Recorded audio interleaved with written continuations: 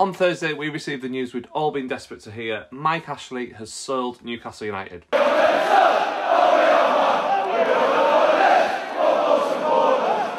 Thousands of fans gathered outside of St James's Park for an impromptu party and to celebrate the end of a dreadful period in the club's history. Despite what anyone not connected to Newcastle United may have tried to tell us, we all lived through the Ashley era. And whether we stayed away or kept our tickets, we all shared the same goal, and that was seeing the back of Mike Ashley. This one is for every Newcastle fan around the globe. It's for Kevin Keegan, Alan Shearer, Jonas Gutierrez, Chris Hughton, Rafa Benitez, and every other person connected to our wonderful club that was shafted by the lying disgrace of a man, Mike Ashley. And so a new era begins. We all know who the new owners are, and I promise I'll be talking about the Saudi PiF, who own 80% of our club in future videos.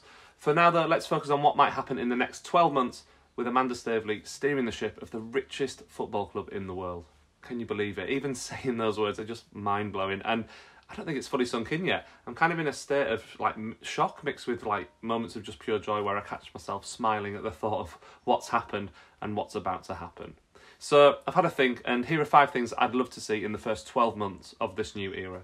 So priority number 1, surviving this season. Obviously, the initial goal is to ensure we stay up in the Premier League.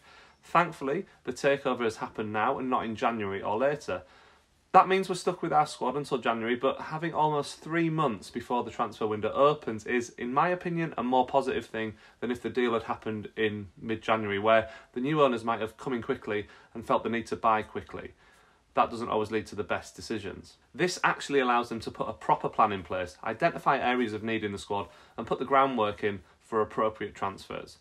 Yeah, it means a lot of matches with the current squad, but here's how we can instantly improve our fortunes there. Get rid of Steve Bruce, which is bound to happen this week before the Spurs game, I think.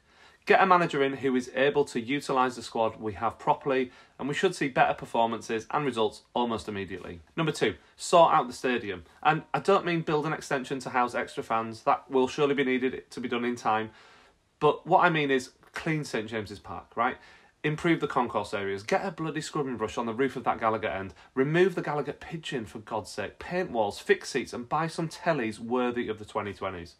Number 3, sort the training ground out too. This one is probably going to take more than 12 months to be fair, but I'm sure high on the list of the new owners' agenda is going to be creating a state-of-the-art training facility. For years we've been the laughingstock of the Premier League with our dated training base. A club in the Premier League these days needs the best of the best, and if that means knocking the place down and starting again, or even moving to a new site, then I'd like to see the proposals for that drawn up very, very soon, within the first year.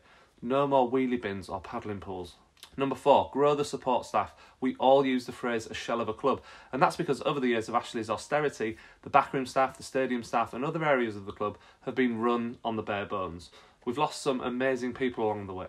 Over the next 12 months, I want to see more coaches, more physios, more scouts, more catering staff, more office staff, more club shop staff and more matchday staff too. These are important parts of a football club. Some would say the heartbeat of a club, and it was something Ashley just stripped away. I want to know that my club really is setting the foundations correctly by building up the support staff in the correct ways over the next year. I want my club to feel like it's a community within the wider city community. Number 5, liaise with fans and fan groups regularly. We all know our very rich owners will do things their own way. They will have plans that ultimately they will decide what to do with, and I get that, and that's fine. But please consult the fans, get our opinions, make us feel like we are part of the process in some way.